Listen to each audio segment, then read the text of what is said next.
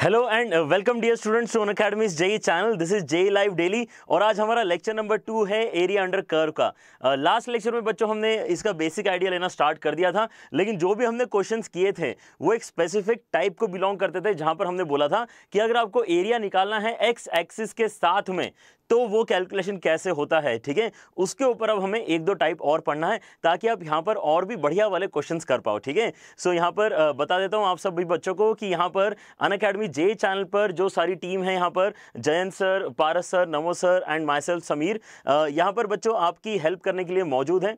ठीक है, यहाँ पर आपके रेगुलरली लेक्चर्स हो रहे हैं 7 से लेकर 10 बजे तक। ठीक है, 9 बजे हमारा मैथ्स का लेक्चर होता है। मैं बस ये चाहता हूँ बच्चों कि आप भी डिसिप्लिन के साथ में सारे लेक्चर्स अटेंड करते जाओ और साथ ही साथ अपनी प्रैक्टिस करते रहो ताकि आपको आने वाले जेई में बिल्कुल भी दिक्कत ना हो। ठीक है, I have done my BTech and MTech from IIT Roorkee and I have more than 10 years of teaching experience. बच्चों, ये जो सारी टीम है सभी के पास बहुत एक्सपीरियंस है जेई के लिए पढ़ाने का। ठीक है, तो ये मान के चलो कि अगर आप यहाँ के सारे जो थ्योरम्स आपको बताए जा रहे हैं, जो आपको क्वेश्चंस कराए जा रहे हैं, अगर आप उनको अच्छे से करोगे तो आपको आगे चल के दिक्कत नहीं आएगी। But the only thing that is required is discipline from your end. Alright, चलो। And other than that Telegram app पर मैं चाहता हूं कि आप सभी लोग आ जाओ। टेलीग्राम ऐप पर बच्चों हमारा एक ग्रुप बना है जिसके अंदर ऑलरेडी लगभग 18,000 बच्चे कनेक्ट हो चुके हैं हमारे साथ में। जो चारों टीचर्स यहाँ पर आपको पढ़ाते हैं वो वहाँ पर मौजूद हैं। आप हमारे साथ अगर कुछ बातें करना चाहते हो, कुछ अपने डाउट्स क्लैरिफाई करना चाहते हो, then you can actually connect with us directly, है ना। आप हमें पिंग कर सकते हो, डायरेक्ट मैसेज कर सकते हो ताकि आप उस डिस्कशन को आगे प्रोसीड कर पाओ। ठीक है, लेकिन ग्रुप ज्वाइन करने के लिए आपको क्या करना होता है, टेलीग्राम ऐप डाउनलोड करने के बाद आपको अपने ब्राउजर में जाकर लिखना है tinyurl.com/jlivechat। इससे आपको उस ग्रुप में एंटर होने की परमिशन मिलेगी जहां पर हम आपके साथ में रेगुलरली अपडेट शेयर करते हैं, लेक्चर नोट शेयर करते हैं ताकि आपको कन्वीनियंटली सारी चीजें टाइमली मिलते रहें। ठीक है, अच्छा। और जो बच्चों यहाँ पर आप देख रहे हो पूरी की पूरी टीम ये अनअकैडमी प्लस प्लेटफॉर्म पर भी है। अनअकैडमी प्लस क्योंकि एजुकेशन प्लेटफॉर्म अलग है, उसके लिए आपको सब्सक्रिप्शन फी पे करनी होती है। ठीक है, ये जान लो कि यहाँ पर पेमेंट देना होता है थोड़ा सा, लेकिन वो बहुत ही अफोर्डेबल कॉस्ट है। आप अगर अभी करंट एजुकेशन सिस्टम देखोगे इंडिया में तो कोचिंग इंडस्ट्री आपको जितना चार्ज लेती है मेरे ख्याल से उससे 10 times लेस कॉस्ट है इस पर्टिकुलर प्लेटफॉर्म का, जहाँ पर आपको जेई के लिए क्वालिटी एजुकेशन मिलेगा and not just by us team, लेकिन वहां पर इंडिया के और भी टॉप क्वालिटी एजुकेटर्स मौजूद हैं जो जेई के लिए वहां पर पढ़ा रहे हैं। ठीक है, तो यहाँ पर इमर्ज और इवॉल्व नाम के बैचेस बच्चों हम कंडक्ट करते हैं। इमर्ज बैच 11th बच्चों के लिए है, 12th के लिए इवॉल्व बैच है और यहाँ पर सिलेबस भी काफी टाइम से चल रहा है। ठीक है, सो जो भी बच्चे ट्रांजिशन करके जाना चाहते हैं अनअकैडमी जेई से अनअकैडमी प्लस के ऊपर, उनको काफी कन्वीनियंस फील होगा क्योंकि आप हमसे ऑलरेडी पढ़ रहे हो, आपको हमारी पढ़ाई हुई बातें समझ में आ रही है। Then continuing on Unacademy plus will be really easy for all of you. ठीक है, और उसके लिए करना क्या होगा, आपको अनअकैडमी का लर्निंग ऐप डाउनलोड करो, this is the easiest way. Otherwise आप अगर डेस्कटॉप पे हो तो आप डेस्कटॉप पे unacademy.com/plus एंटर करके भी जेई वाले सेक्शन में जाके देख सकते हो कि वहां क्या क्या कोर्सेज ऑलरेडी चल रहे हैं। ठीक है, अगर आप ऐप में हो बच्चों तो आपको जाना है प्लस सेक्शन में, जहां पर आपको सब्सक्राइब करने को मिलेगा IIT जेई सेक्शन को। ठीक है, सेक्शन को सब्सक्राइब करते समय आपके पास मल्टीपल ऑप्शंस आएंगे, but suggested one is either 12 month subscription और 24 month सब्सक्रिप्शन, क्योंकि इस पर्टिकुलर सिनेरियो में जो लॉन्ग टर्म यहां पर प्लान है अगर आप वो लेते हो देन इन दैट केस आपको एक काफी अफोर्डेबल पड़ता है। ठीक है, after you use JEE live code, ये जो अफोर्डेबल प्राइस है मैं आपको अगर बताऊं तो आपको शायद यकीन नहीं होगा, it is almost 50 to 60 rupees per day.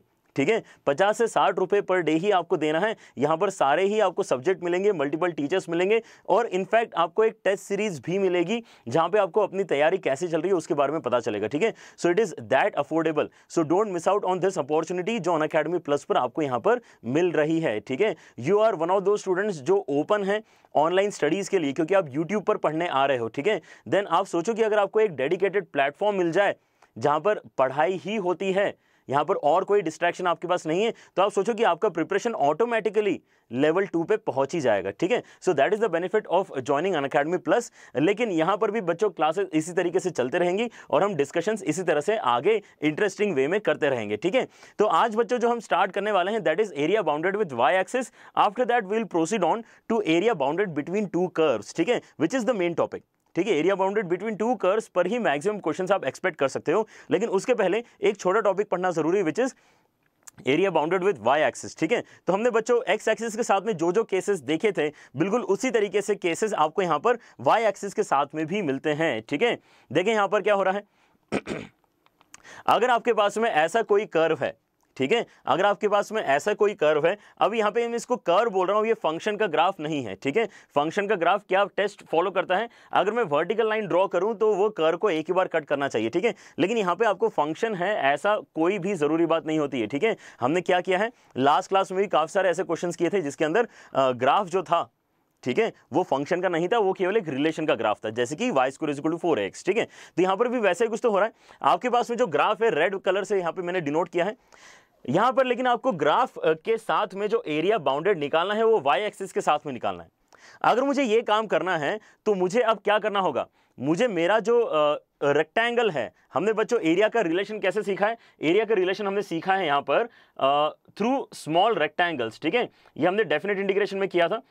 काफी सारे बच्चे शायद रिलेट कर पाएंगे इस बात को। अगर मैं यहां पर एक छोटा सा रेक्टेंगल लेता हूं, ठीक है, जो कितना दूर है, यहां से y दूरी पर है, और यहां पर उसका विड्थ कितना है, उसका विड्थ बहुत ही कम है, उसका विड्थ dy है।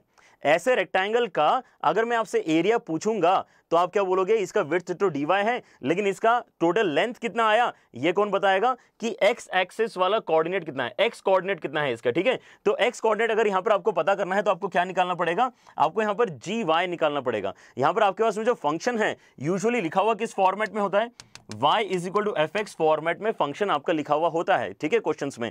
लेकिन यहां पर हम क्या बोल रहे हैं कि पहले आपने क्या करना चाहिए, अगर area bounded with y axis आपको निकालना है तो पहले आपने यहां पर फंक्शन को मॉडिफाई करना चाहिए और x = समथिंग में चीजें चेंज करना चाहिए, ठीक है। अब x = समथिंग में चीजें चेंज करने का इंपॉर्टेंस क्या आपको समझ में आ रहा है कि यहां पर मुझे ये लेंथ निकालनी है, किस हाइट पे निकालनी है, y हाइट पे निकालनी है। तो y हाइट पे ये लेंथ क्या है, बेसिकली x का वैल्यू है।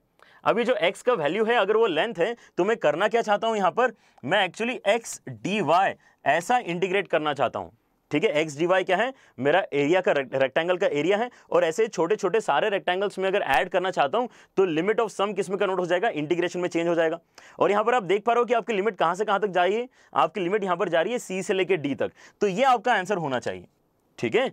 आपका आंसर क्या होना चाहिए, x का इंटीग्रेशन करना है dy के साथ में। लेकिन x का वैल्यू हम कैसा बता रहे हैं, x का वैल्यू हम बता रहे हैं इन टर्म्स ऑफ g। तो ये चीज कैसे लिखी जा रही है, इंटीग्रेशन हो जाना चाहिए gy dy c से लेके d तक, ठीक है। आई होप यहां पर मैं बातें आपको क्लियरली बता पा रहा हूं। y एक्सिस के साथ में एरिया कैसा निकाला जाता है, ठीक है।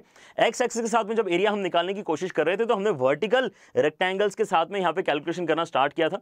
यहां पर हम हॉरिजॉन्टल रेक्टेंगल्स के साथ में कैलकुलेशन करना स्टार्ट कर रहे हैं। इज दिस क्लियर, ठीक है। तो यहां पर फॉर्मूला बहुत ही आसान है, gy dy इंटीग्रेट करना है c से लेकर d तक। आप बस इतना सा ध्यान रखो कि आपको यहां पे dy यूज करना होता है। जब भी y एक्सिस के साथ में एरिया निकालना है तो dy यूज करना होता है। जैसे आपने बोला dy यूज करना है, आपको अंदर एक्सप्रेशन y के टर्म्स में डालना ही पड़ेगा, x के टर्म्स में आप डाल के कभी गलती वैसे करोगे नहीं, ठीक है। लेकिन अब यहां पर भी बच्चों केसेस कैसे बन सकते हैं, जैसे हमने केसेस देखे थे x एक्सिस के साथ में जो एरिया बाउंडेड वाले हैं, बिल्कुल सिमिलर केसेस बन सकते हैं। यहां पर जब भी आप ये नोटिस करोगे कि एरिया बाउंडेड जो है वो y एक्सिस के राइट में है, तो डेफिनेट इंटीग्रेशन से जो आंसर आएगा वो वाकई एरिया का ही आंसर होगा, क्योंकि इस पर्टिकुलर फिगर में सब कुछ अच्छा है। आपको जो एरिया है y एक्सिस के राइट में है, लेकिन अगर आपका एरिया y एक्सिस के लेफ्ट में बन रहा होता तो यहां पर डेफिनेट इंटीग्रेशन उसका आंसर नेगेटिव बताता। लेकिन एरिया तो हमारा नेगेटिव होता नहीं है, तो हम क्या करते हैं उस सिनेरियो में हम आगे एक्स्ट्रा नेगेटिव लगा लेते हैं। जैसे यहां पर नेगेटिव लगा हुआ है, कैलकुलेशन तो वाइज हमने बच्चों सेम चीज की है, हमने gy dy इंटीग्रेट किया है c से लेकर d तक, लेकिन उसके आगे एक एक्स्ट्रा नेगेटिव लगाया है हमने, क्योंकि डेफिनेट इंटीग्रेशन का आंसर नेगेटिव हो सकता है लेकिन एरिया का आंसर नेगेटिव नहीं हो सकता, क्योंकि हमें यहां पर एरिया नजर आ रहा है, ठीक है। तो यहां पर क्या ध्यान रखना है, y एक्सिस के साथ में अगर एरिया बाउंडेड निकालना है तो area on the left side of y axis is actually definite integration is negative, so we put extra negative sign to make it positive, ठीक है, क्योंकि एरिया पॉजिटिव होना जरूरी है। Is this clear, alright. बिल्कुल, हाँ, यहाँ पे IIT JEE एडवांस एस्पिरेंट करके एक स्टूडेंट है, वो बोल रहा है here variable is y axis. हाँ, y यहाँ पे बेटा आपका मेन जो वेरिएबल है वो y है, ठीक है, इसलिए हम यहाँ पे dy के साथ में कैलकुलेशन स्टार्ट कर रहे हैं। इज दिस क्लियर, ठीक है। लेकिन अब यहाँ पे मिक्स वाला केस भी हो सकता है। मिक्स वाला केस कैसा हो सकता है कि आप यहाँ पर ऐसा कर सकते हो, हाँ बच्चे यहाँ पे बोल रहे हैं मॉड लगा लो, लेकिन मॉड लगाने के बाद अगर कंफ्यूजन ज्यादा हो रहा है ठीक है। जिस बच्चे को मॉड क्लियर है मेरे ख्याल से वो यहाँ पे मॉड लगा के कैलकुलेशन कर सकता है, ठीक है। लेकिन अगर मॉड से किसी को डर लगता है, काफी सारे बच्चे कंफर्टेबल नहीं होते मॉड के साथ में, इसलिए यहाँ पर मैं जो केस बताता हूँ वो एक्स्ट्रा माइनस के साथ में बताता हूँ, which is equivalent to mod only, ठीक है। अल्टीमेटली आपको करना क्या होता है, अल्टीमेटली आपको यहाँ पे क्वांटिटी जो है उसको पॉजिटिव बनाना है, ठीक है। आपका आंसर नेगेटिव आ रहा है, आप उसके आगे एक नेगेटिव लगा दो तो नेगेटिव नेगेटिव पॉजिटिव हो जाएगा, ठीक है। Why to bring in mod here, ठीक है, उसको लाने की जरूरत नहीं है, कीप थिंग्स सिंपल।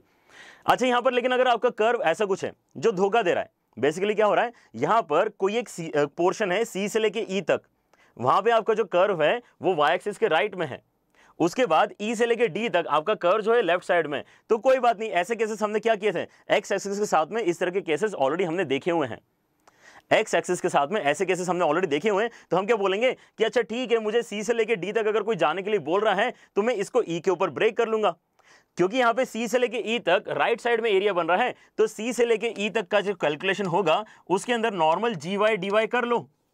लेकिन E से लेके D तक का जो कैलकुलेशन होगा, E से लेके D तक का कैलकुलेशन होगा तो वैसे ही GY DY, लेकिन यहां पे एक्स्ट्रा नेगेटिव लगा लेंगे हम। एक्स्ट्रा नेगेटिव लगाने से क्या होगा, ये जो नेगेटिव एरिया आने वाला था वो पॉजिटिव होके एक्चुअली एड अप होगा। हमें इफेक्टिवली एडिशन ही करवाना होता है, और ये जो नेगेटिव लगाया है मैंने बीच में वो इफेक्टिव एडिशन करवा रहा है, ठीक है। Is this clear? क्योंकि ये बातें सीधी सीधी कैसी है, एक्स एक्सिस के कंपैरिजन में है, इसलिए यहां पर ज्यादा आई डोंट थिंक एक्सप्लेनेशन की जरूरत है। We can move on to questions, ताकि हमें यहां पर समझ में आए कि वाई एक्सिस के साथ में एरिया निकालना कोई अलग बात नहीं होती है, ठीक है। So let us look at one question. अब यहां पर बच्चों इस क्वेश्चन को ध्यान से करना, ये question more than one pattern का है, एक से ज्यादा आंसर्स यहां पर सही है, ठीक है। तो यहां पर हम कैलकुलेशन करके देखते हैं। Area bounded by the curve y is equal to e की power x and the lines x equal to 0 and y is equal to e। सबसे पहले तो यहां पे रिक्वायरमेंट ये है कि अगर एरिया बाउंडेड का क्वेश्चन है तो आप बेसिक सा फिगर तो बच्चों बना ही लो, ठीक है। तो late us start with drawing a figure. आपके पास में बहुत ही सिंपल फिगर बच्चों यहां पर बनने वाला है। It's not about the calculations here but also about understanding कि यहां पर आप दो तरीके से एरिया निकाल सकते थे, ठीक है।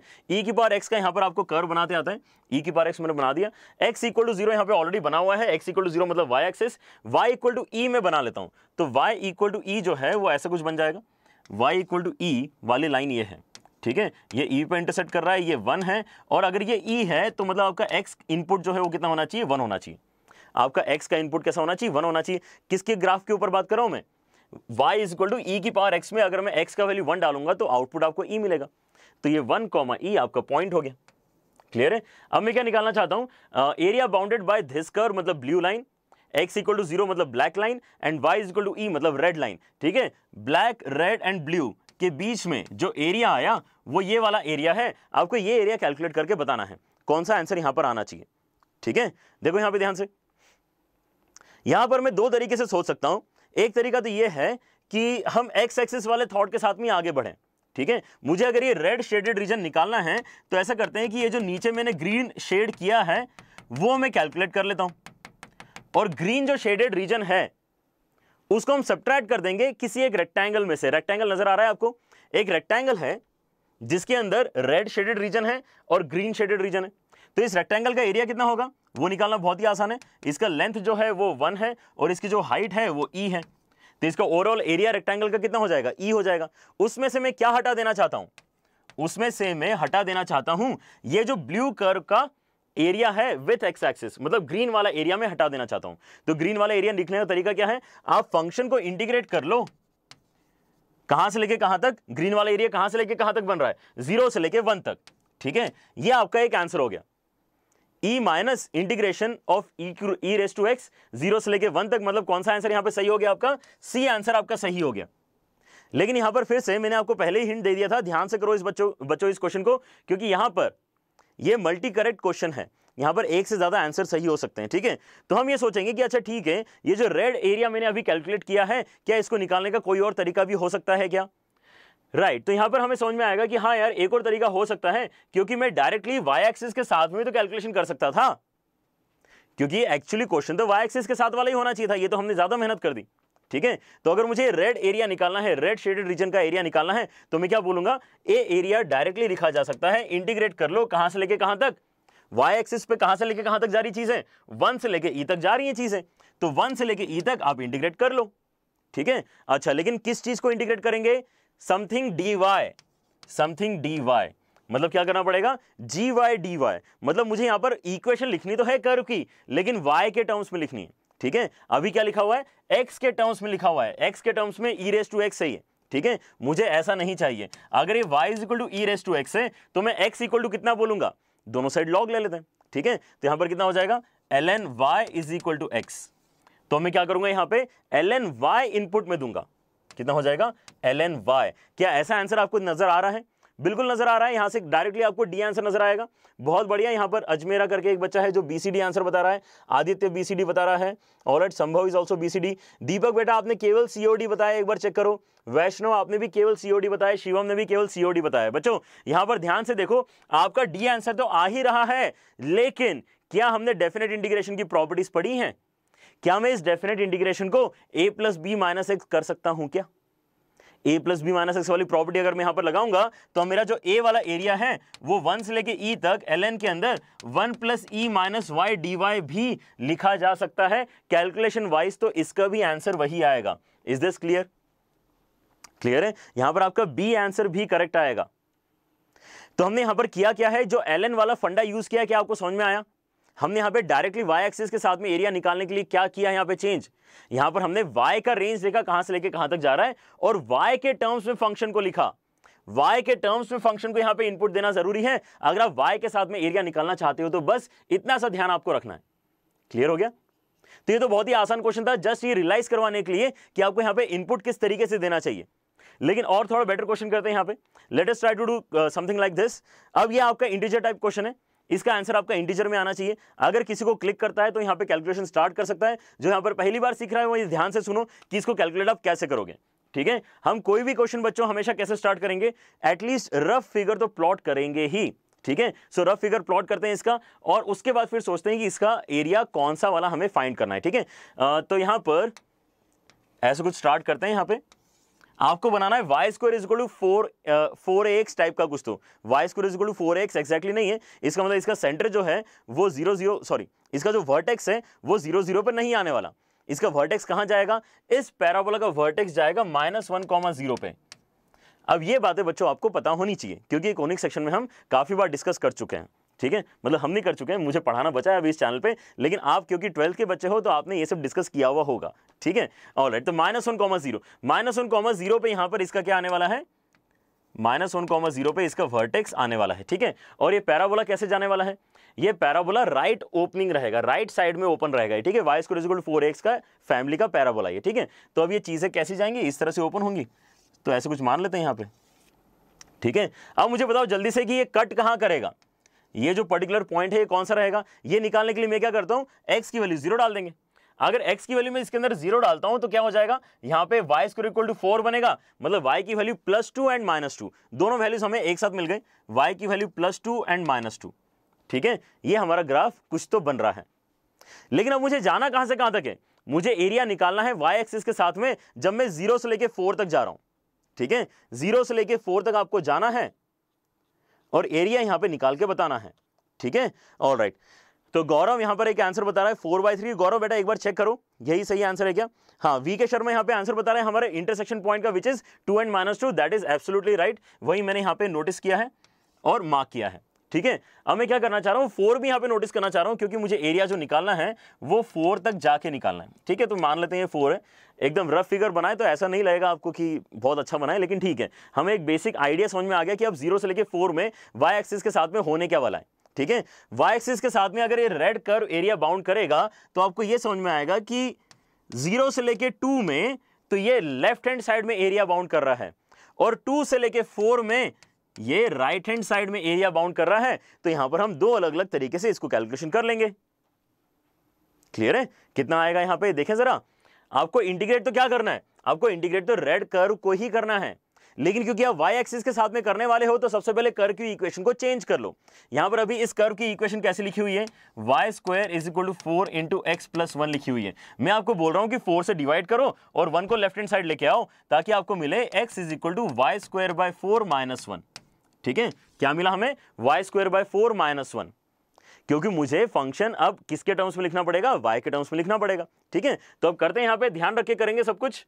ठीक है, तो आपके पास में ऐसा कुछ आएगा, इंटीग्रेट करना है आपको 0 से लेके 2 तक, लेकिन जब ये करोगे तो एरिया नेगेटिव निकल के आ जाएगा, डेफिनेट इंटीग्रेशन नेगेटिव निकल के आ जाएगा, उसको पॉजिटिव बनाने के लिए एक्स्ट्रा नेगेटिव खुद से लगा लो। इंटीग्रेट करना किस चीज को है, इंटीग्रेट y² - 1 को करना है, ठीक है, dy के साथ में करेंगे, और प्लस कहां से लेके कहां तक जाना है, 2 से लेके 4 तक, फिर से सेम ही चीज जा रही है आगे, लेकिन इस बार आगे साइन प्लस का आ जाएगा क्योंकि आपका एरिया बाउंडेड जो है वो राइट हैंड साइड निकल के आ गया है।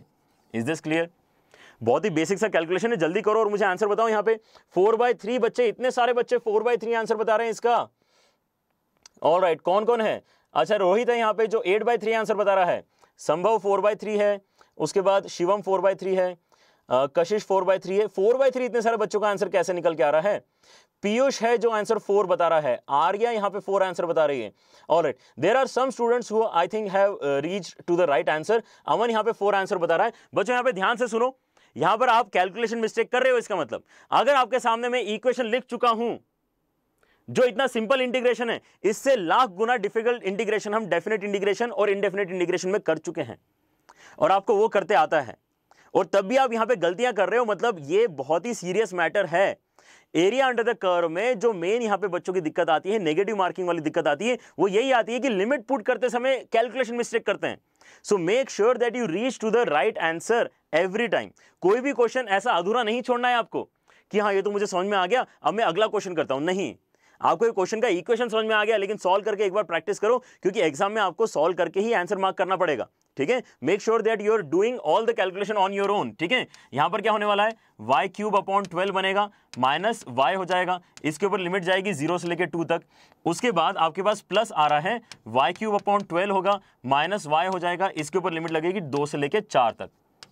ठीक है, अब यहां पे एक एक करके लिमिट सब्स्टिट्यूट करना स्टार्ट करते हैं। जब मैं इसके अंदर 2 डालूंगा तो होगा कि यहां पे 8 बनेगा, है ना, 8 बनेगा। 8 और 12 कैंसिल होकर कितने हो जाएंगे, 8 और 12 कैंसिल होकर 2/3 हो जाएगा, -2 हो जाएगा। ठीक है, 0 डाल के तो 0 होने वाला है, उसको लिखने की जरूरत नहीं है। ठीक है, तो ये जो वैल्यू है ये कितनी हो जाएगी, -4/3, और आगे माइनस है इसलिए कितना हो जाएगा फिर वापस +4/3, ये अलग ब्रैकेट बनने वाला है। ठीक है, ऑलराइट, आगे देखते हैं यहां पर और क्या होने वाला है। जब मैं 4 यहां डालूंगा तो ये कितना हो जाएगा, 3 बार 4 आएगा, उसमें से 1 बार 4 तो कैंसिल कर ही दो, तो ये नीचे 3 हो जाएगा। ठीक है, तो ये हो जाएगा 16/3, और जब मैं यहां पर 4 डालूंगा तो ऐसा कुछ दिखाई देगा आपको। ये आपने अपर लिमिट 4 डाल दी, अब माइनस क्या करना है, लोअर लिमिट। लोअर लिमिट 2 जा रही है, यहां पे भी 2 गई थी, वहां पे भी 2 जाने वाला है, बनेगा एग्जैक्टली यही। ठीक है, तो ये कितना हो जाएगा, 2/3 - 2, 2/3 - 2। ऑलराइट, तो यहां पर एक एक करके अब कैलकुलेशन करो। सारे ही जो ब्रैकेट्स हैं सबका वैल्यू यहां पे कितना है, 4/3। याला ब्रैकेट भी +4/3 है, याला ब्रैकेट भी +4/3 है, और याला ब्रैकेट भी +4/3 है। 3 4/3 को अगर ऐड करोगे तो आपका आंसर क्या आना चाहिए, 4 आना चाहिए कि नहीं। बहुत बढ़िया, अब यहां पर आंसर 4 दिखाई दे रहे हैं मुझे, बहुत बढ़िया बच्चों। मोहित, अभी, नीतीश, शुभम, महिमा, रमन, बहुत बढ़िया। हाँ गौरव, बिल्कुल गलत है बेटा। गौरव यहां पे पूछ रहा है मुझसे कि सर 0 से 4 में डायरेक्ट निकाला तो वो गलत है क्या? यही तो मैंने सिखाया, फिर क्या सीखे? यहां पर हमने यही तो सीखा बेटा कि आपका यहां पर जो डेफिनेट इंटीग्रेशन है उसकी आदत क्या है। डेफिनेट इंटीग्रेशन इसको नेगेटिव बोलता है, इसको पॉजिटिव बोलता है, इसको नेगेटिव बोलता है, इसको पॉजिटिव बोलता है। आपको दिख रहा है यहाँ पे नेगेटिव है, ये नेगेटिव आया कि नहीं आया? आपने उसके आगे नेगेटिव लगा दिया था, इसलिए नेगेटिव नेगेटिव यहाँ पे पॉजिटिव बन गया है। अदरवाइज तो ये नेगेटिव होता तो कैंसिल हो गया, आपका आंसर पक्के से गड़बड़ा था। क्लियर है आपको, क्योंकि एरिया नेगेटिव नहीं बोलना था ना, लेकिन डेफिनेट इंटीग्रेशन इसका आंसर नेगेटिव निकाल के देगा। Is this clear? Gaurav specially, बाकी बच्चे भी समझ रहे हैं इस बात को? यस, निधि कुमारी बेटा यहाँ पे 4 बिल्कुल सही आंसर है। अमित, प्रकाश, भव्या, अमन, बहुत सारे बच्चे यहाँ पे जो अब यहाँ पे 4 आंसर बता रहे हैं। ऑलराइट, रविकांत है यहाँ पे एक बच्चा जो बोल रहा है ये न्यू स्टूडेंट है। तो बेटा यहाँ पे रेगुलरली क्लासेस अटेंड करो अगर आप नए हो तो, ठीक है। और सागर गौतम को मेरे ख्याल से समझ में आ गया है कि कैलकुलेशन मिस्टेक उसने कहां पर करी। ऑलराइट, चलो बहुत ही बढ़िया, चलो तो बढ़े आगे फिर, है ना, समझ में आ गई बात। बेसिक आइडिया क्या है, वाई एक्सिस के साथ में कैसे एरिया निकाला जाता है। तो अब चलते हैं यहाँ पे मेन टॉपिक के ऊपर जो आपको यहाँ पे एग्जाम में दिखाई देगा ज्यादा से ज्यादा करके, ठीक है, which is area bounded between 2 curves. Area bounded between 2 curves, 2 curves के बीच में कितना एरिया बनेगा वो आपका मेन टॉपिक होता है, ठीक है। लेकिन वो उतना ही सिंपल है जैसा हमने इसके पहले एक्स एक्सिस और वाई एक्सिस किया था, ठीक है। तो यहां पे सोच के देखते हैं, अगर 2 कर्व्स के बीच में मुझे एरिया निकालना है तो मैं क्या क्या सोच सकता हूं, ठीक है। तो यहां पर आपको ऐसे कुछ सोचना है बच्चों कि 2 कर्व है आपके पास में, ठीक है, एक कर्व एफ एक्स है, एक कर्व जी एक्स है, एक कर्व एफ एक्स है, एक कर्व जी एक्स है, ठीक है, ऑलराइट। उसके बाद में आपको ये बोला गया है कि ये दोनों कर्व ए और बी के बीच में कितना एरिया बाउंड करेंगे, निकाल के बताओ, कितना एरिया बाउंड करेंगे, निकाल के बताओ। तो आप यहां पर क्या सोच सकते हो, आप यहां पे बहुत गड़बड़ चीजें सोचना स्टार्ट कर सकते हो, ठीक है। तो यहां पर हम सोच सकते हैं कि अच्छा ठीक है यार, ये एफ एक्स जो है ए से लेके बी में एक्स एक्सिस के साथ में कुछ तो एरिया बाउंड करेगा, वो अलग से कुछ निकालने की कोशिश करते हैं, लेकिन उसमें ये एक्स्ट्रा आ जाएगा, उसको हटाना पड़ेगा, है ना। उसके बाद में क्या करेंगे, ये जो जी एक्स है ये भी एरिया बाउंड कर रहा है एक्स एक्सिस के साथ में, ठीक है, तो वो भी कहीं से कैलकुलेट करने की कोशिश की जाए, ठीक है। तो यहां पर बहुत सारी चीजें सोच सकते हो आप, लेकिन आ जाके आपको जो फाइनल रिजल्ट मिलेगा वो बहुत ही सिंपल रहेगा, ठीक है। So let us get to the final result. यहां पर चीजें जो है मैनेज हो जाती हैं क्या करने से, ये जो है इससे फर्क नहीं पड़ता कि ये कर्व का एरिया जो बाउंडेड यहां पे शेडेड रीजन जो है उसके अंदर कुछ शेडेड रीजन एक्स एक्सिस के ऊपर है, कुछ शेडेड रीजन एक्स एक्सिस के नीचे है, इससे मुझे फर्क ही नहीं पड़ता। अगर मुझे कोई भी पूछता है area bounded between the curves निकाल के बताओ, आपको सीधे सीधे क्या करना है, आपको सीधे सीधे ये इंटीग्रेट करना है, अपर कर्व माइनस लोअर कर्व, सीधा सीधा ये इंटीग्रेट करो, अपर कर्व माइनस लोअर कर्व। इस फिगर में आपका अपर कर्व कौन सा है, एफ एक्स, लोअर कर्व कौन सा है, जी एक्स, इसलिए यहां पर एरिया क्या है, एफ एक्स माइनस जी एक्स, ठीक है। यहां पर एक्चुअली होता यह है कि जब हम एफ एक्स माइनस जी एक्स इंटीग्रेट करते हैं ए से लेके बी तक, तो जो अनवांटेड एरियाज होते हैं वो ऑटोमेटिकली कैंसल आउट हो जाते हैं, और जो रिक्वायर्ड एरियाज होते हैं वो ऑटोमेटिकली एड अप हो जाते हैं, ठीक है।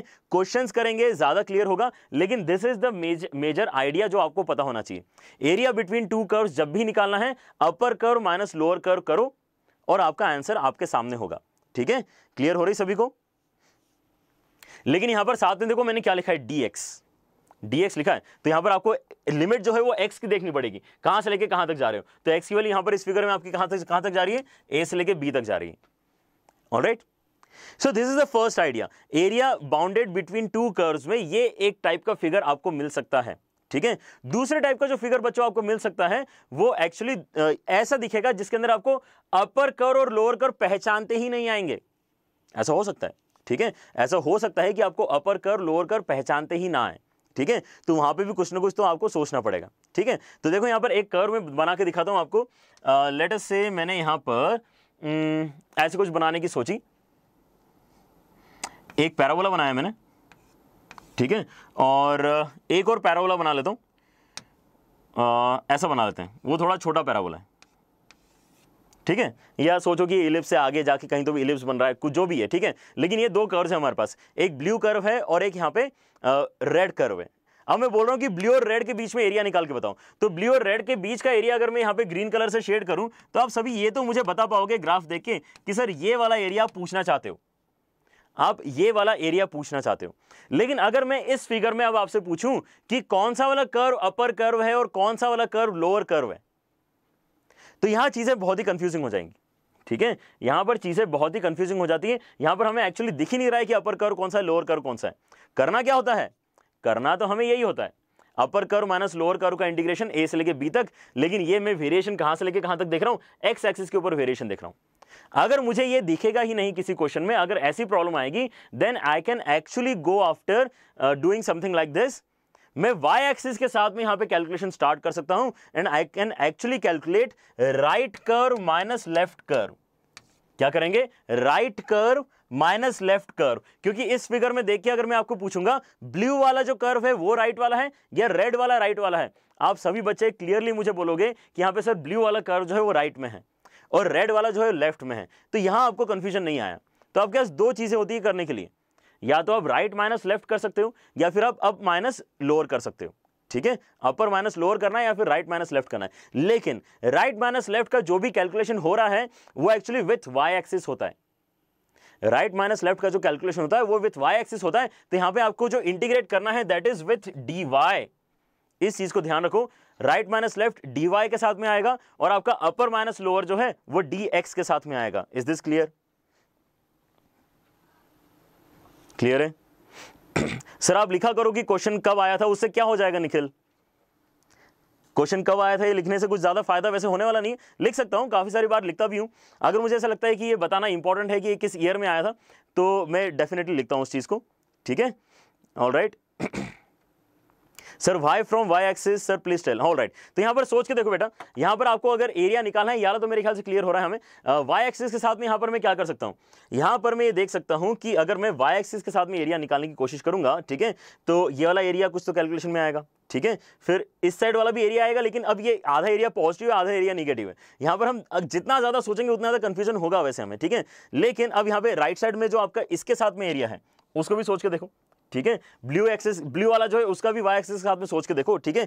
जब इन दोनों को सब्ट्रैक्ट करने की सोचोगे ना, सब्ट्रैक्ट करने की सोचोगे, तो आपको यहां पर समझ में आएगा कि एरिया जो है रिक्वायर्ड वाला एरिया ही निकल के आ रहा है एक्चुअली, ठीक है। यहां पर आपको क्या देखना पड़ेगा, ऐसा कुछ देखना पड़ेगा, शायद कलर चेंज करके ज्यादा अच्छा समझा पाऊंगा मैं। यहां पर आपके पास में जब मैं इंटीग्रेट करूंगा इसको लेटेस्ट से y1 से लेके y2 तक, किसको, रेड वाले को, y1 से लेके y2 तक जब मैं रेड वाले को इंटीग्रेट करूंगा तो मेरे पास जो ग्रीन वाला एरिया है, कौन सा वाला, y एक्सिस के लेफ्ट वाला ग्रीन वाला एरिया, वो तो आएगा ही आएगा, लेकिन ये जो एक्स्ट्रा एरियाज हैं वो भी आएंगे, ऊपर और नीचे जो खाली डब्बे हैं वो भी आएंगे, ठीक है। जब मैं लेकिन यहां पर करूंगा ब्लू वाले का डिस्कशन, तो ब्लू वाले के डिस्कशन में क्या होगा, ब्लू वाले के डिस्कशन में भी ये दोनों एरियाज फिर से रिपीट होंगे, जिसको मैंने अभी यहां पे ब्लैक डॉट से रिप्रेजेंट किया है। ब्लू वाले के इंटीग्रेशन में भी ये एरियाज रिपीट होंगे, लेकिन दोनों का साइन अपोजिट रहने की वजह से यहां पर कैंसिलेशंस हो जाएंगे, ठीक है। सो एरिया, अननेसेसरी एरियाज जो होते हैं वो एक्चुअली कैंसिल आउट हो जाते हैं, ठीक है। फिर से बोल रहा हूं, फिगर डिफिकल्ट है यहां पे जो हमने बनाया हुआ है, अगर हम क्वेश्चन में इस चीज को डिस्कस करेंगे तो ज्यादा अच्छे से आपको समझ में आएगी बात। क्लियर हो रहा है? Alright, how to decide right minus left. Jai, यहां पे जय एक बच्चा है जो पूछ रहा है राइट माइनस लेफ्ट कैसे डिस्कस करेंगे, ठीक है। तो आई गेस जय यहां पे बहुत ही क्लियर है, क्या यहां पे अप माइनस डाउन आपको समझ में आ रहा है? नहीं, यहां पर अगर मैं अप बोलूंगा तो रेडी अप है और रेडी डाउन है, ब्लू अप भी है ब्लू डाउन भी है, ठीक है। तो यहां पे अप माइनस लोअर, अपर माइनस लोअर काम नहीं कर रहा है, ठीक है। लेकिन यहां पे राइट माइनस लेफ्ट बहुत ही आसानी से नजर आ रहा है, to that is how you will select after creating the figure, you will know कि आपने करना क्या है। Is this clear? ऑलराइट, तो एक बार क्वेश्चंस पे आते हैं, ज्यादा यहां पे आपको कंफर्टेबल फील होगा। This is the first question that we want to do. The area bounded by the curve y is equal to 2x minus x square and the straight line y is equal to minus x। जल्दी से इसका figure बनाते हैं और सोचते हैं कि यहां पर हमने क्या करना चाहिए, अपर माइनस लोअर करना चाहिए या राइट माइनस लेफ्ट करना चाहिए, ठीक है। Let us look at this. आपका फिगर कैसे बनेगा बच्चों, जो आपका यहां पर पहला वाला कर्व है, क्या हम सब अब जानते हैं इस कर्व को, ये आपका क्वाड्रेटिक पैराबोला है, मतलब ये कैसा बनेगा, या तो अपवर्ड या फिर डाउनवर्ड, लेकिन एक्स स्क्वायर का कोएफिशिएंट कैसा दिख रहा है हमें, नेगेटिव दिख रहा है, इसका मतलब डाउनवर्ड फेसिंग पैराबोला बनेगा। ये जो डाउनवर्ड फेसिंग पैराबोला बनने वाला है ये कहां से पास होगा, अगर आप इस चीज को फैक्टराइज करके लिखते हो तो आपको ऐसे दिखाई देगा y is equal to x into 2 minus x. तो इसके रूट्स क्या क्या हैं, इसके रूट्स हैं 0 एंड 2, तो 0 और 2 पॉइंट से ये कर्व पास होने वाला है, 0 और 2 से ये पास होने वाला है, लेकिन रहेगा कैसे, डाउनवर्ड फेसिंग रहेगा, ठीक है। तो डाउनवर्ड फेसिंग पैराबोला आप बना दो, क्लियर है, आपका फिगर बन गया। आपको और क्या बनाना है, y equal to minus x. अब y equal to minus x तो बच्चों बहुत ही आसान है, ठीक है। y equal to minus x अगर आपको बनाना है तो आप एक ही बार में -45 डिग्री वाली लाइन बना दो और आपका फिगर कंप्लीट हो गया, ठीक है। तो इसको थोड़ा और एक्सटेंड कर देते हैं। हमें वैसे भी क्या चाहिए होता है बच्चों, रफ फिगर चाहिए होता है। अगर मैं यहां पे अब आपसे पूछता हूं कि एरिया बाउंडेड कौन सा है, यहां पर बता के ड्रॉ करके बताओ, तो आप कौन सा रीजन शेड करोगे, without any doubt blue line और रेड लाइन के बीच में कितना एरिया है, ऐसा क्वेश्चन है। Find area bounded by the curves y is equal to 2x minus x square, जो हमने यहां पे ब्लू से शेड किया है, ब्लू से ड्रॉ किया है, and the straight line y is equal to minus x, जो हमने यहां पर रेड लाइन से ड्रॉ किया है, ठीक है। तो हमें जो एरिया निकालना है वो हमें क्लियर हो गया, जो हमें यहां पर एरिया निकालना है वो बहुत ही अच्छे से क्लियर हो गया है। यहां पर अपर कर्व कौन सा है, क्या देखने में किसी को भी दिक्कत आ रही है? नहीं, यहां पे ब्लू कर्व आपका अपर कर्व है और लोअर कर्व कौन सा है, रेड लाइन आपकी लोअर कर्व है, ठीक है। हम क्या करना चाहते हैं, हम अपर कर्व माइनस लोअर कर्व करना चाहते हैं, दैट्स इट। लेकिन कहां से लेके कहां तक करेंगे ये अभी हमें पता नहीं है, ठीक है। तो क्योंकि मैं अपर माइनस लोअर कर रहा हूं, मतलब मैं साथ में क्या लिखूंगा, dx। मतलब मुझे ये देखना है कि ये जो पूरा फिगर है इसका लोएस्ट एक्स कोऑर्डिनेट कितना है और इस फिगर का हाईएस्ट एक्स कोऑर्डिनेट कितना है, ठीक है। तो ये वाला पॉइंट मेरे लिए इंपॉर्टेंट रहेगा। लोएस्ट एक्स कोऑर्डिनेट तो यहां पर मुझे 0 दिखाई दे रहा है, ठीक है। तो हमें क्या करना चाहिए, एक बार इंटरसेक्शन पॉइंट भी निकालना चाहिए ब्लू और रेड का। तो यहां पर ब्लू और रेड का इंटरसेक्शन पॉइंट अगर मैं निकालने की कोशिश करूंगा तो क्या होना चाहिए, यहां पे 2x minus x square is equal to minus x, ऐसा कैलकुलेशन होगा। तो यहां पर आपके पास हो जाएगा x square minus 3x is equal to 0। यहां से आएगा, सारे बच्चों को नजर आ रहा होगा कि आपका इंटरसेक्शन पॉइंट 0 और 3 निकल के आने वाला है। तो 0 ऑलरेडी यहां पे प्लॉट हो गया है, 3 यहां पे मार्क कर लेते हैं, ठीक है। अब करते हैं यहां पे कैलकुलेशन हमारा एरिया का। एरिया का कैलकुलेशन होगा बच्चों यहां पर क्या, अपर कर्व है यहां पर आपका 2x minus x square, 2x minus x square, और क्या है साथ में माइनस ऑफ लोअर कर्व। लेकिन जब मैं माइनस ऑफ लोअर कर्व करने जाऊंगा माइनस ऑफ माइनस एक्स कितना हो जाएगा, प्लस एक्स हो जाएगा। चलो अगली वाली स्टेप में कैलकुलेशन कर लेते हैं, कोई दिक्कत नहीं है। और आपका एक्स का वैल्यू जा रहा है 0 से लेकर 3 तक। कितना आंसर आ रहा है जल्दी से कैलकुलेट करो और बताओ मुझे। यहाँ पर सी आंसर आएगा 9/2। बहुत बढ़िया। कौन कौन बता रहा है यहाँ पर, शुभम बता रहा है इसका आंसर, शिवम है, प्रमोद है, गौरव है, बहुत बढ़िया बच्चों। आर्या भी आंसर बता रही है सी, ठीक है। तो यहाँ पर इसका मतलब रोहित भी है। तो यहाँ पर बच्चों को समझ में आ रही है बातें, कैलकुलेशन भी करते आ रही है, बहुत बढ़िया है। एक बार मैं भी कैलकुलेशन करके दिखा देता हूँ। यहाँ पर माइनस माइनस क्या हो जाएगा, प्लस हो जाएगा, तो ये 3x हो जाएगा। 3x का इंटीग्रेशन कितना हो जाएगा, 3x का इंटीग्रेशन 3x² 2 हो जाएगा, और माइनस x² का इंटीग्रेशन x³ 3 हो जाएगा। आपको वैल्यू डालनी क्या है, 0 और 3 डालनी है, ठीक है। जब यहां पर आप 0 डालोगे तब तो कुछ आने वाला है नहीं, अगर आप यहां पर 3 डालोगे तो एक बार देख लो कितना आंसर जनरेट होने वाला है, ठीक है। तो आपके पास यहां पर क्या हो जाएगा, 27 के साथ में क्या क्या आने वाला है, 27 के साथ में यहां पे 1/6 आने वाला है, ठीक है। एक बार कैलकुलेशन कर लो। यहां पे अगर 3 डालोगे तो 27 बनेगा, यहां पर भी 3 डालोगे तो 27 बनेगा, ठीक है। तो यहां से 27 तक कॉमन निकाल लो और कैलकुलेट करके देखो। 1/2 minus 1/3, 1/2 minus 1/3 is 1/6, and this actually gives you 9/2 as your correct answer. Is this clear? यहां पर अब क्या आपको समझ में आ रहा है कि upper curve minus lower curve जो है, अपर कर्व माइनस लोअर कर्व जो है यहां पर आपका सही आंसर क्यों जनरेट करता है? क्योंकि जब मैंने यहां पर आपको यह बोला कि अपर कर्व का एरिया निकालो 0 से लेकर 3 तक, सुनना अब इस बात को ध्यान से, अपर कर्व का एरिया निकालो 0 से लेकर 3 तक विथ एक्स एक्सिस, ठीक है। तो आपने ये जो ग्रीन वाला शेडेड रीजन है उसका ऊपर वाला पोर्शन तो कर ही लिया कंसीडर। कौन सा वाला, ये वाला पोर्शन तो आपने कंसीडर कर लिया, लेकिन आपने एक्स्ट्रा भी एक रीजन कंसीडर कर लिया है, ये वाला। ये वाली बात समझ में आ रही है? क्योंकि ब्लू कर्व को अगर मैं यहां पर बोलता हूं कि आप बताओ कि कितना एरिया बाउंड होगा, ठीक है, लेकिन अब यहां पे प्रॉब्लम क्या है, मैं डायरेक्टली 0 से लेकर 3 तक जा रहा हूं। क्योंकि मैं डायरेक्टली 0 से लेकर 3 तक जा रहा हूं तो ये वाला पोर्शन तो डेफिनेट इंटीग्रेशन कैसा बताएगा, पॉजिटिव साइन के साथ में बताएगा, लेकिन ये वाला पोर्शन कैसा बताएगा, नेगेटिव साइन के साथ में बताएगा।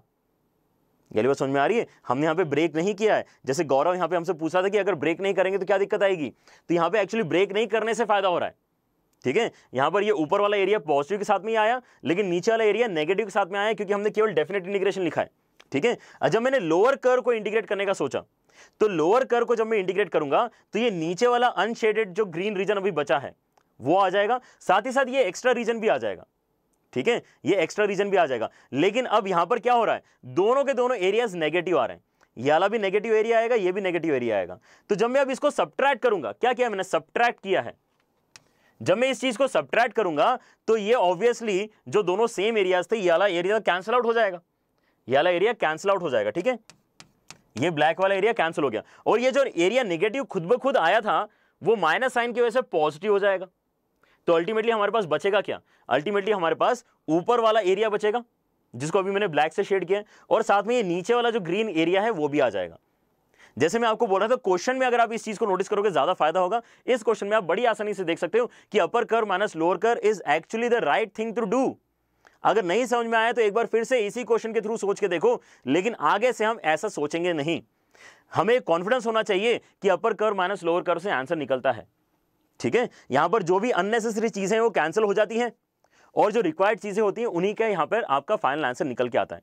यहां पर हम ब्रेक वगैरह नहीं करते हैं, we don't have to break at 2 पे हमें ब्रेक नहीं करना है, सीधे सीधे आगे बढ़ जाना है, ठीक है। यहां पर क्योंकि एक्स एक्सिस इममटेरियल हो गई मेरे लिए, एक्स एक्सिस इममटेरियल हो गई है, ठीक है। मैं किसको फोकस कर रहा हूं, मैं अपर को और लोअर को फोकस कर रहा हूं, एक्स एक्सिस मैंने नाम ही नहीं लिया, ठीक है। That is the reason we are doing like this, ठीक है। और इसका 9/2 आंसर बिल्कुल सही था।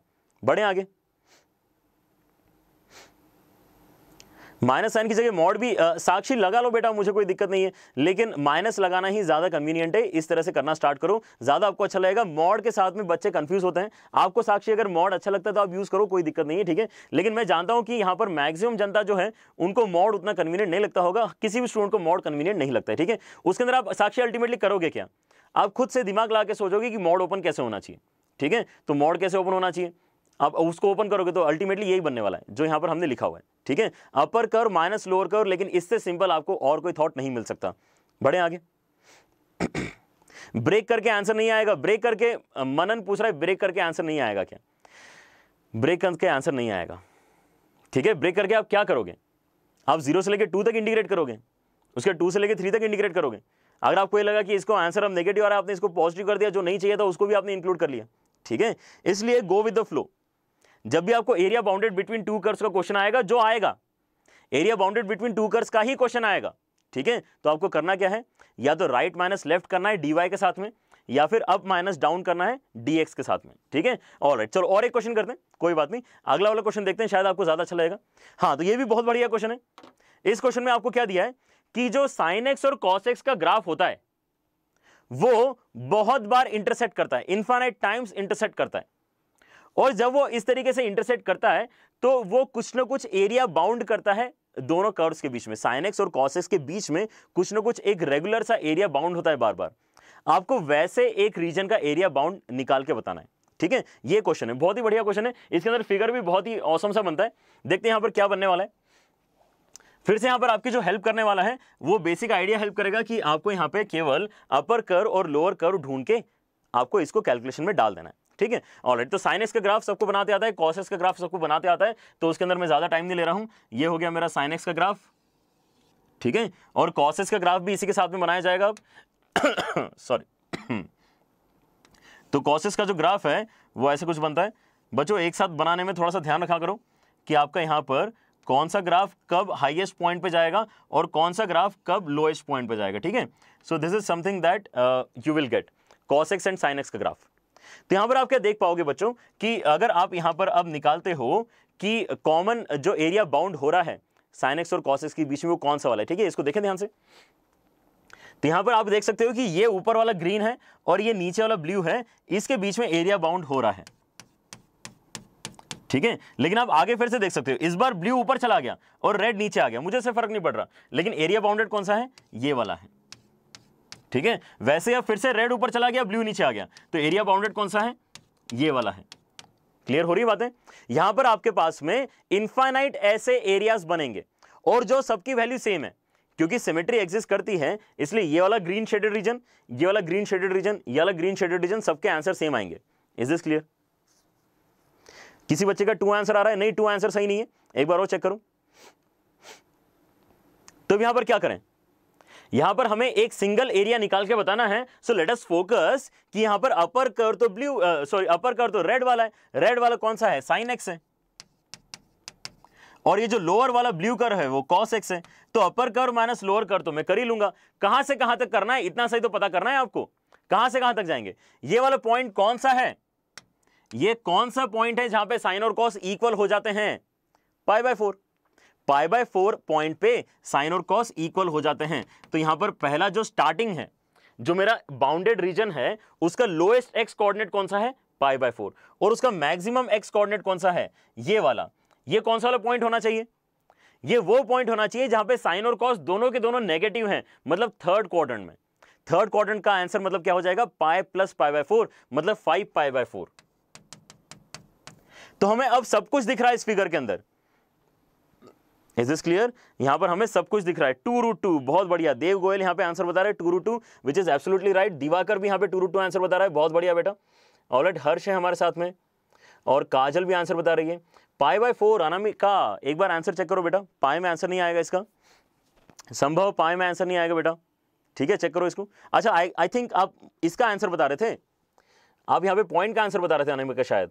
ऑलराइट, बट एक बार चेक करो कि वो भी सही आंसर है क्या, 5π/4, ठीक है। π/4 and 5π/4 is what we need, ठीक है। तो इंटीग्रेट किया जाए अभी इस चीज को। इंटीग्रेट करना आई गेस बहुत ही आसान है, आपका एरिया डायरेक्टली निकल के आने वाला है, आपको बस इंटीग्रेट करना है π/4 से लेके 5π/4 तक। किस चीज को, sin x minus cos x, sin x minus cos x को हम इंटीग्रेट करेंगे, ठीक है। और क्योंकि मैं अब x एक्सिस के ऊपर वेरिएशन देख रहा हूं, इसलिए dx, और यहां पे x के टर्म्स में वैल्यू लिखी हुई है। साइन का इंटीग्रेशन कितना हो जाएगा, माइनस cos हो जाएगा। इसके ऊपर लिमिट लगा लो आप, कहां से लेके कहां तक, π/4 से लेके 5π/4 तक, और साथ में आपको मिलेगा कितना, माइनस ऑफ cos x का इंटीग्रेशन कितना हो जाएगा, sin x हो जाएगा। और इसके ऊपर भी आप सेम लिमिट लगा लो, π/4 से लेके 5π/4 तक, ठीक है। यहां पे चेक करो कितना आंसर आना चाहिए। बहुत सारे 1/√2 1/√2 1/√2 आएंगे आपके पास में, और सभी का आंसर यहाँ पे अगर आप ऐड अप कर लोगे तो आपको 2√2 आंसर मिलना चाहिए, ठीक है। आप यहाँ पे 5π/4 डालो तो 1/√2 बनेगा, फिर माइनस ऑफ माइनस 1/√2 तो प्लस 1/√2 हो जाएगा। फिर से बच्चों बोल रहा हूं, कैलकुलेशंस यहाँ पे ध्यान से करो, कैलकुलेशन ध्यान से करोगे तो यहाँ पे दिक्कत आपको नहीं आएगी, ठीक है। साइन के अंदर 5π/4 जाएगा तो -1/√2 बनेगा, एंड माइनस साइन π/4 मतलब फिर से -1/√2 आ जाएगा, ठीक है। लेकिन इसके आगे एक और माइनस लगा हुआ है तो माइनस माइनस प्लस होने वाला है, तो टोटल आपके उसमें 4 1/√2 है। 4 1/√2 का मतलब कितना हो जाएगा 2√2, ठीक है। तो 2√2 इसका करेक्ट आंसर है। Is this clear? तो ऐसे अमेजिंग से ग्राफ बच्चों आपको बनाने रहेंगे और एरिया फाइंड करके आपको बताना रहेगा। क्लियर हो रही बातें? ठीक है। अपर कर्व माइनस लोअर कर्व, ये यहां पे हमने डिस्कस किया, ठीक। ऑलराइट, और देखते हैं क्वेश्चन, क्या हमें यही कंसेप्ट बार बार यूज करना है या कुछ और नया भी करना पड़ेगा? Let us look at this question. अब यहां पे आपको ज्यादा इंटरेस्टिंग बात लगेगी, ठीक है। Find the area enclosed by the parabola this and the tangent to it at ordinate y = 3। अब यहां पर आपको कर्व डायरेक्टली दिया हुआ नहीं है, यहां पर पहले तो आपसे मेहनत करवाई जा रही है कि आप तो यहां पे पहले टेंजेंट भी पता करो, मतलब कर्व भी आप ही पता करो और फिर आगे कैलकुलेशन खुद से करना। मतलब ये अब क्या हो गया, एरिया का भी क्वेश्चन हो गया और एप्लीकेशन ऑफ डेरिवेटिव्स का भी क्वेश्चन हो गया, या फिर आप मानना चाहते हो तो कोनिक का क्वेश्चन हो गया। अगर आप यहां पे डायरेक्टली टेंजेंट का इक्वेशन लिख पाओगे without using application of derivatives तो आप इसको कोनिक का क्वेश्चन मान सकते हो, लेकिन आपको कुछ ना कुछ एक्स्ट्रा तो नॉलेज यूज करना पड़ेगा, ठीक है। So let us try to do that first. I am using application of derivatives for ease, है ना। यहां पर क्या हो रहा है, मेरे पास y = 3 पे कैलकुलेशन करने के लिए बोल रहा है वो, तो y = 3 अगर मैं यहां पे डालता हूं तो सबसे पहले नोटिस करूंगा कि यहां पे x का वैल्यू कितना निकल के आता है, 2 निकल के आता है। मतलब मुझे टेंजेंट किस पॉइंट पे ड्रॉ करनी है, मुझे 2,3 पे टेंजेंट ड्रॉ करनी है। अब मुझे अगर 2,3 पे टेंजेंट ड्रॉ करनी है देन इन दैट केस मेरे पास अगर स्लोप आ जाएगा 2,3 पे तो बात बन जाएगी। तो स्लोप निकालने के लिए हम क्या करते हैं, हम कर्व को डिफरेंशिएट करते हैं। For slope of tangent I am differentiating that curve, तो कितना हो जाएगा 2y - 2 नीचे आ गई पावर, और साथ में कितना आ जाएगा dy/dx, और आपके पास में राइट साइड में आ जाएगा 1। अगर आप यहां पे y की वैल्यू 3 डालोगे, y की वैल्यू अगर आप यहां पे 3 डालोगे तो आपके पास dy/dx का वैल्यू कितना निकल के आएगा, dy/dx का value at this point P निकल के आएगा 1/2।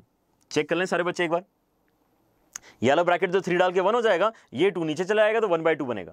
आपके पास अब स्लोप आ गया है, आपके पास पॉइंट ऑलरेडी है, तो हम पहले क्या टारगेट कर रहे हैं कि पहले कर्व तो पता चले, उसके ड्रॉ करना स्टार्ट करेंगे, ठीक है। यहां पर पहले तो कर्व पता करना जरूरी है। आपके पास एक कर्व है, दूसरा कर्व टेंजेंट है, तो टेंजेंट का यहां पे इक्वेशन निकालना जरूरी होगा, ठीक है। ऑलराइट, तो यहां पर स्टार्ट करते हैं। आपके पास में यहां पर जो टेंजेंट का इक्वेशन आएगा वो ऐसा कुछ है, इक्वेशन ऑफ टेंजेंट हो जाएगा आपके पास में y - 3 = 1/2 × x - 2, ठीक है। करें इसको क्रॉस मल्टीप्लाई, तो 2y - 6 = x - 2, मतलब x - 2y + 4 = 0। x - 2y + 4 = 0, ये मेरा अगला वाला कर्व आ गया, मतलब मेरी टेंजेंट आ गई, ठीक है। Now we can start plotting, ठीक है। अब यहां तक आके हम इसको प्लॉट करना स्टार्ट करते हैं। तो हमारे पास एक तो पैराबोला है, ठीक है। अब इस पैराबोला का वर्टेक्स कहां जाएगा, जल्दी से सोच के बताओ। आपको एक बार इस ब्रैकेट को 0 करना है, एक बार इस ब्रैकेट को 0 करना है। दोनों को अगर आपने एक एक करके 0 किया तो x का वैल्यू आएगा 1, y का वैल्यू आएगा 2, तो इसका जो वर्टेक्स जाएगा पैराबोला का दैट इज एट 1,2। पैराबोला का वर्टेक्स इज एट 1,2, ठीक है। ऑलराइट, तो ऐसा कुछ करते हैं यहां पे ड्रॉ। फिगर इस बार थोड़ा छोटा बनेगा क्योंकि हमने जगह जो है कैलकुलेशन को ज्यादा दे दी है, but I guess we can still proceed.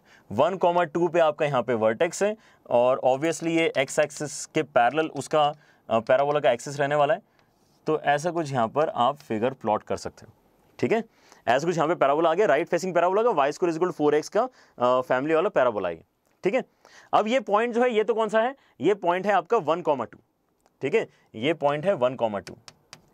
आपको टेंजेंट कहाँ बनानी थी, आपको टेंजेंट बनानी थी 2,3 पे। 2,3 मतलब थोड़ा सा आगे जाएगा ही, 2,3 पे आपने टेंजेंट बनाई, आपने उसका इक्वेशन भी निकाल लिया। इक्वेशन ये रहा उसका, ठीक है। तो ये इक्वेशन में आप एक्चुअली एक बहुत ही इंटरेस्टिंग चीज नोटिस कर सकते हो कि x = 0 डालेंगे तो यहाँ पे y का वैल्यू कितना आएगा, 2 आएगा। y का वैल्यू 2 आएगा x = 0 पे, मतलब वो एक्जैक्टली इस पॉइंट से पास होगा जो एक्सिस इंटरसेक्ट कर रहा है वहीं से, लेकिन उसका कोई यूज नहीं है, लेकिन तब भी चलो फिगर थोड़ा अच्छा बन जाएगा ये जानने से, ठीक है। तो आपके पास ऐसा कुछ अब फिगर बन रहा है, आपने टेंजेंट बना ली है, आपने यहां पर पैराबोला बना लिया है, क्लियर है। अब आप यहां पर एरिया अगर ढूंढोगे कि अल्टीमेटली आपको एरिया कौन सा निकालना है, तो क्या बोलेंगे, यहां पे एक्स एक्सिस का भी यूज होना चाहिए, ठीक है। तो आपके पास में किस किस का यूज होना चाहिए, कर्व का यूज, टेंजेंट का यूज एंड एक्स एक्सिस का यूज। अगर आप इस एरिया को मार्क करोगे तो आपको शेडेड रीजन बड़ा ही आसानी से दिख जाएगा। ये आपका हो गया शेडेड रीजन। ये ग्रीन रीजन का एरिया हम कैसे निकाल सकते हैं, सोच के देखो। देखिए यहां पर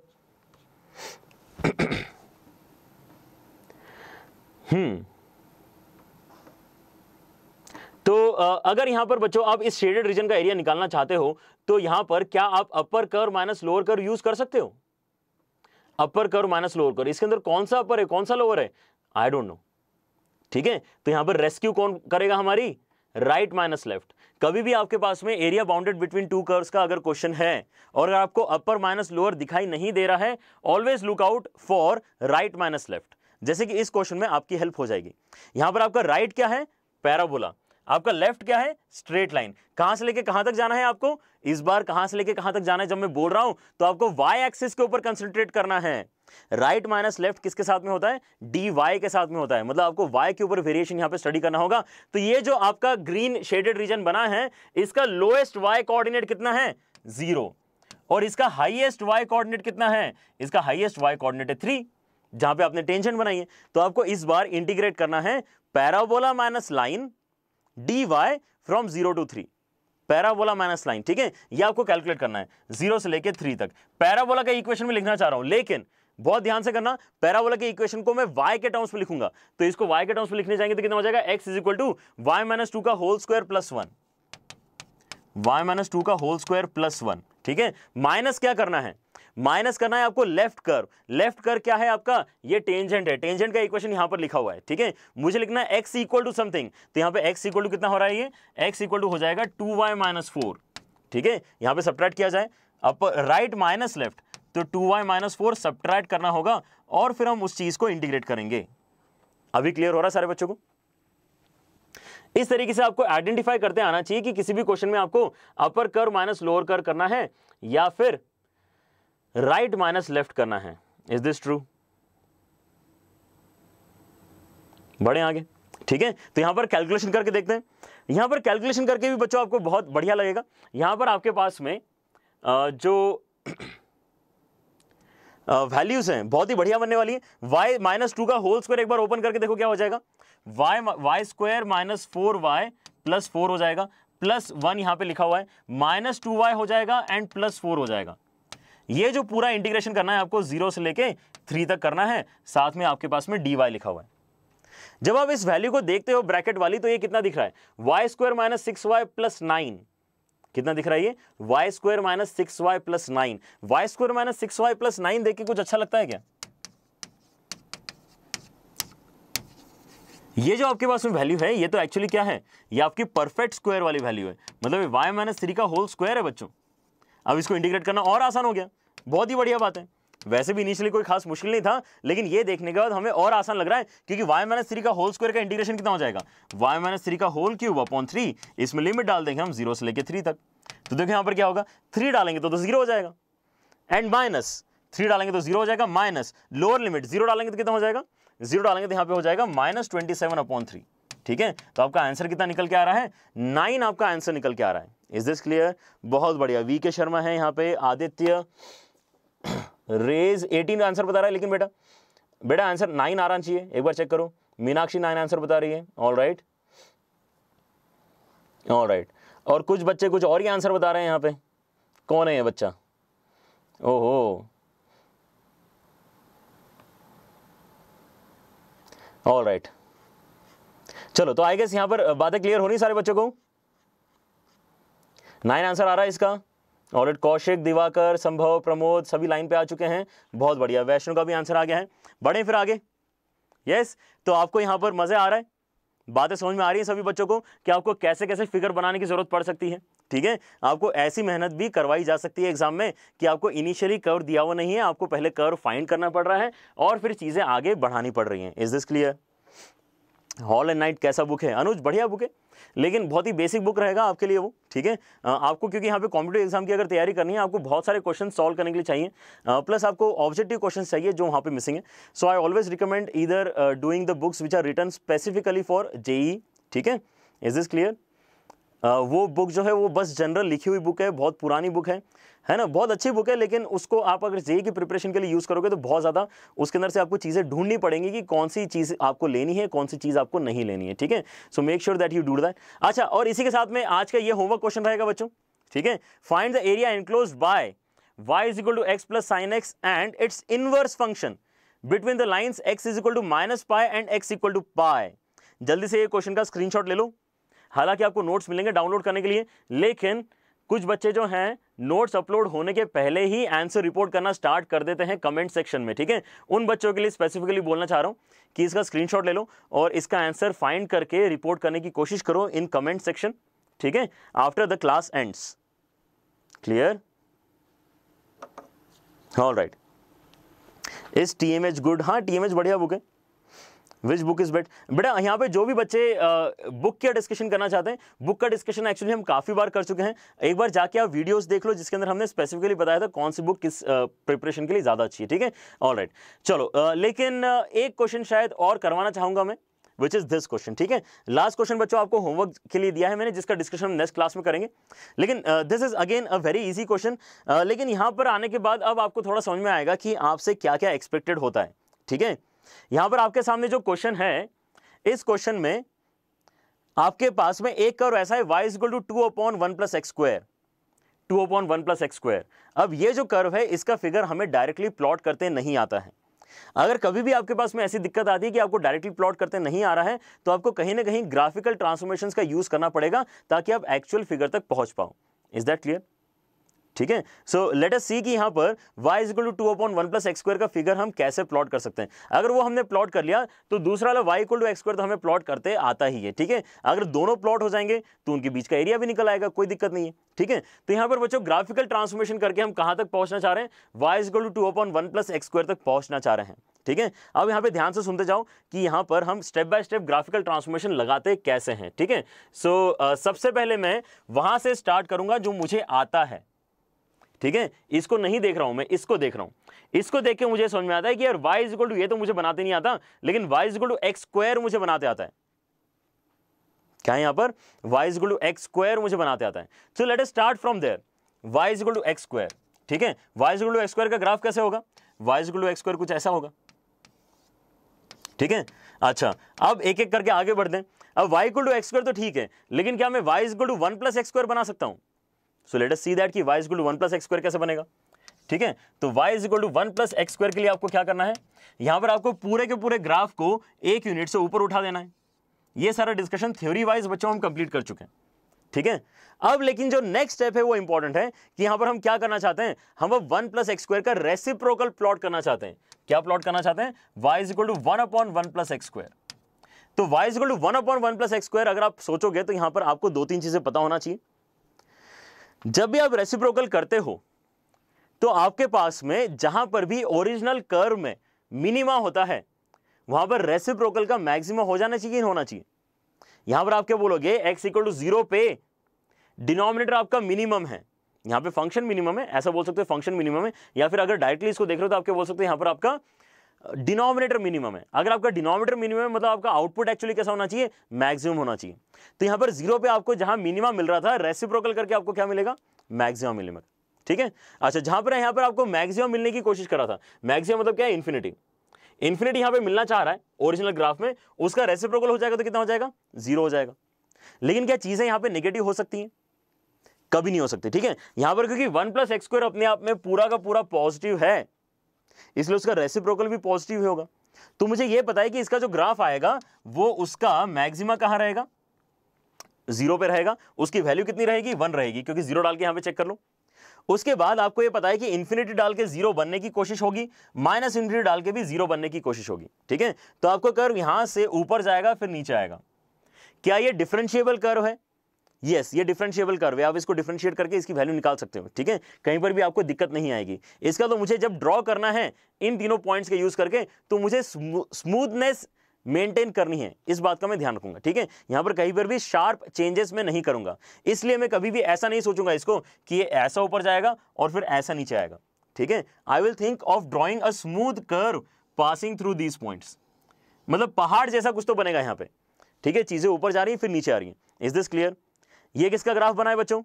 ये बना है ग्राफ आपका 1/1 प्लस एक्स स्क्वायर का। लेकिन आपको बनाना क्या है, आपको 2 टाइम्स बनाना है।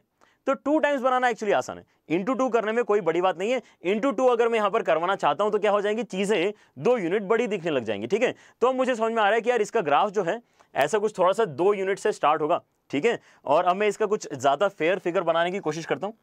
मेरे पास जो यहाँ पर आंसर आना चाहिए उसका मैक्सिमा यहाँ पे 2 पे होना चाहिए, फिर चीज़ें नीचे आएंगी यहाँ पर भी और यहाँ पर भी, ठीक है। ऐसे कुछ इसका ग्राफ बनेगा। अब मैं देखता हूं कि मेरा दूसरा ग्राफ क्या है। दूसरा ग्राफ मतलब जो मेरा पहला ग्राफ है that is y equal to x square. ये तो बहुत ही आसान है, y equal to x square तो हम बचपन से बनाते आ रहे हैं, ठीक है। तो ये ऐसा ऊपर जाएगा। जैसे ही मैंने अब ये ग्राफ बना लिए, मुझे समझ में आया कि एरिया बाउंडेड किसकी बात चल रही है, ठीक है। यहां पर ये जो बीच में आ रहा है एरिया, इसकी बात चल रही है, लेफ्ट साइड वाला एरिया एंड राइट साइड वाला एरिया, ठीक है। क्या मैं देख पा रहा हूं कि यहां पर लेफ्ट और राइट जो है वो सिमेट्रिक है? अगर लेफ्ट और राइट यहां पे सेम एरिया वाले फिगर्स हैं, तो क्यों ना हम यहां पे राइट वाले फिगर का एरिया कैलकुलेट कर लेते हैं और उसको इंटू 2 कर देंगे। ये वाला थॉट काफी हम बार यूज करते हैं, ठीक है। बहुत बार हम ये थॉट यूज करेंगे सिमेट्री वाला, ठीक है। अच्छा, तो यहां पर अब उसके लिए मुझे चाहिए क्या? मुझे ये चाहिए कि अपर कर्व मुझे बहुत बढ़िया तरीके से नजर आ रहा है 2/1 प्लस एक्स स्क्वायर, है ना। ये ब्लू वाला जो मैंने ड्रॉ किया है वो क्या है? Upper curve 2/1 plus x square. और ये जो नीचे वाला है वो भी मुझे बहुत आसानी से नजर आ रहा है, which is directly x square. What I don't know is कि अब मैं कहां से लेके कहां तक जा रहा हूं। तो ये जो शेडेड रीजन मैंने अभी आधा वाला ड्रॉ किया है, उसका लोअर लिमिट क्या है? 0।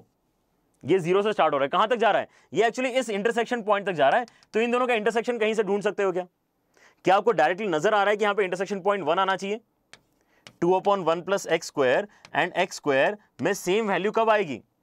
x इक्वल टू +1 या फिर x इक्वल टू -1 पे आएगी, ठीक है। यहां पर अगर आप 1 डालते हो तो आपके पास में कैंसिलेशन होकर फिर से 2/2 करके 1 बनेगा। अब इसको एक्चुअली सॉल्व भी कर सकते हो, x² इक्वल टू t डाल के। x² इक्वल टू t डाल के सॉल्व करोगे तो आपकी क्वाड्रेटिक के आंसर निकल के आ जाएंगे +-1, ठीक है। लेकिन अगर किसी बच्चे को डायरेक्टली दिख रहा है then we can proceed further, ठीक है। तो यहां पर ये जो पॉइंट आएगा ये आपका 1 आएगा।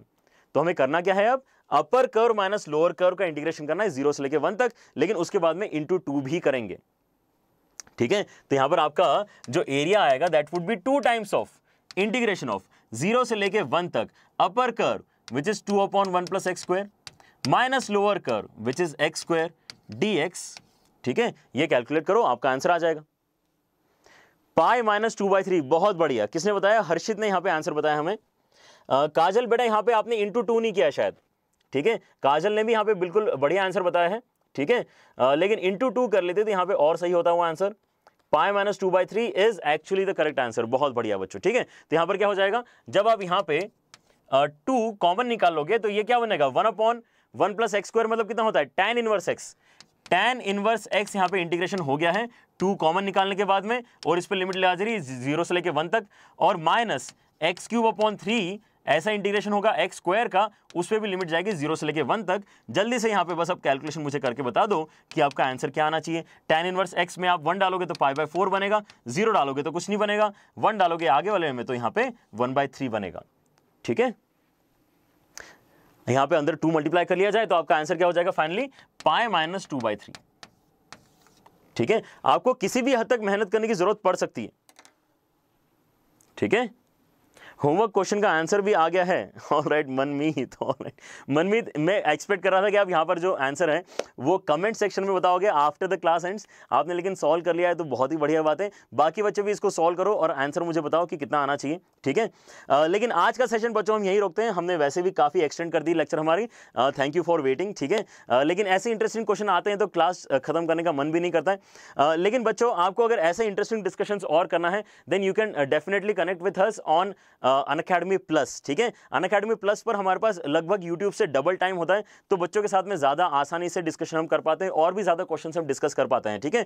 लेकिन यहाँ पे जो बच्चे हैं मैं उम्मीद कर रहा हूँ कि अपने साइड से मेहनत कर रहे हैं, ठीक है। अगर आपको लग रहा है कि अपने साइड से जो आप मेहनत कर रहे हो कम पड़ रही है then Unacademy plus is definitely which you should opt for, ठीक है। यहाँ पर जो आपको प्राइस नजर आ रही है 1 साल की प्राइस है। After you use JEE live code ये 1 साल की प्राइस है, ठीक है। जबकि ये प्राइस जो है नॉर्मल कोचिंग इंस्टीट्यूट्स में तो शायद एक इंस्टॉलमेंट भी नहीं होता है। एक सिंगल इंस्टॉलमेंट जो आप पे करते हो बड़ी कोचिंग इंस्टीट्यूट्स में शायद वो इससे भी ज़्यादा होता है, ठीक है। सो make sure that you understand कि यहाँ पर अफोर्डेबल रेट्स पर आपको अच्छी यहाँ पे क्वालिटी एजुकेशन मिल सकती है। So don't miss out on that. लेकिन यहाँ पर बच्चों आप और हम कनेक्टेड हमेशा रहेंगे। अनअकैडमी जेई चैनल को आपने अगर अभी भी सब्सक्राइब नहीं किया तो जल्दी से कर लो और लाइक ज़रूर करो ताकि मुझे पता चले कि यहाँ पर जो कंटेंट मैंने आपको बताया है वो आपको समझ में आया है और आप यहाँ पर और भी पढ़ाई करना चाहते हो, ठीक है। बेल आइकन बच्चों अगर आप प्रेस करोगे सब्सक्राइब करते समय तो आपको यहाँ पर नोटिफिकेशन आता आते रहेंगे, आपके कोई सा भी लेक्चर मिस नहीं होगा, ठीक है।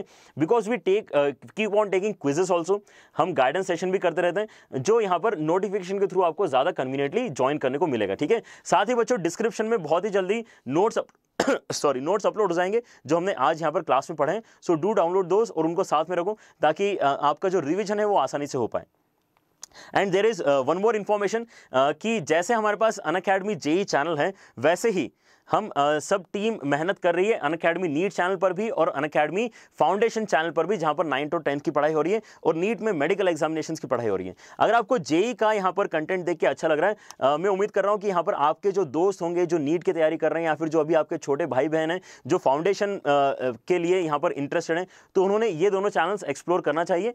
जिस तरह से आपको यहां पर अच्छा लग रहा है, उन्हें नीट और फाउंडेशन चैनल भी अच्छे लगेंगे, ठीक है। Alright, so with that note I will and my class here. कल बच्चों मिलेंगे और बहुत ही इंटरेस्टिंग क्वेश्चन डिस्कस करेंगे एरिया के, ठीक है। आज हमने बेसिक कवर कर लिया है, लेकिन अब उसके ऊपर क्या आता है, एडवांस लेवल में आखिर पूछा क्या जाता है, वो हम करेंगे नेक्स्ट क्लास में डिस्कस, ठीक है। So let us see you tomorrow at 9 PM, ठीक है। Take care, bye bye.